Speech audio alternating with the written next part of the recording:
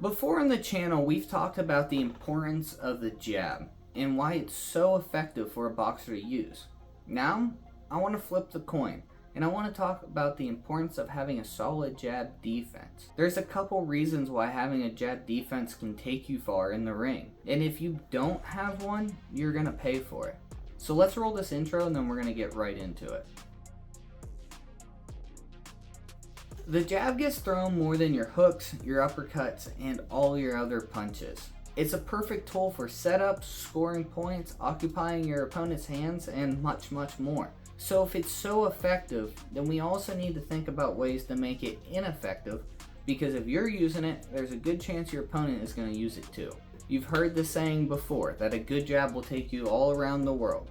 And that is true. So people take a lot of time to perfect their jab and to make sure that every minute detail is right. So when you walk in and you have a solid jab defense and you take away one of their most effective weapons, you're already a step ahead.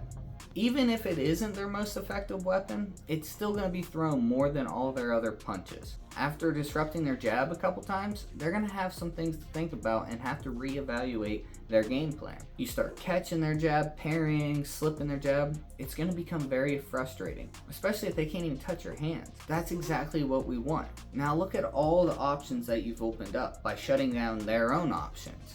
Maybe they start committing to their jab a little bit too much or lunging in with it. Perfect time for a counter, whether it be a simple catch counter or a slip and a 3-punch combo coming back. Or let's play this other scenario. They get really pissed off and they just start swinging for you. Even better, they're not utilizing their jab and they're coming in with hooks. Now you have time to catch one of their shots, counter off of it, move, and get out. So moral of the story here, have a solid jab defense. You cannot expect to progress through boxing without one. Again, it's an incredibly useful tool and everybody uses it. So if we can shut it down, we can shut down their options and open up some of our own. And don't let me misguide you. You need more than one jab defense. The slips aren't always going to work. A catch isn't always going to work. If you allow yourself to be that one-dimensional, even guys with the lowest fight IQ are going to catch on and you're going to pay for it. Leave a comment down below and let me know your favorite ways to defend against the jab.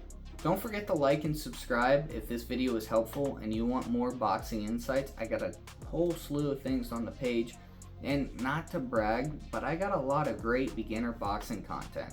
So if you know a friend that could benefit from it, share it with them. And as always, guys and gals, thanks for tuning in to Punch Club Media.